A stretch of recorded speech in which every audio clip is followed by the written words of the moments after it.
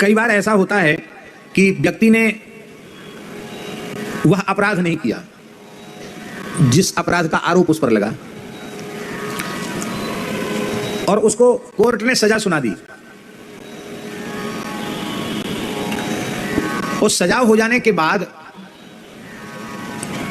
जो सजा सुनाने वाले महानुभाव जज महोदय थे, उनको वास्तविकता का जब पता चला तो उनको बहुत कष्ट हुआ, बहुत कष्ट हुआ। अरे सर्वथा निरपराध व्यक्ति को सजा सुना दी गई, लेकिन अब हम अपने दिए गए जजमेंट को वापस नहीं ले सकते और सजा तो हो गई तो हो गई। तो वो इतने व्यथित हुए जज साहब कि उन्होंने नौकरी छोड़ दी। बोले और कोई अपराध बनेगा इसलिए अच्छा है नौकरी को ही छोड़, नौकरी छोड़ दी उन्होंने।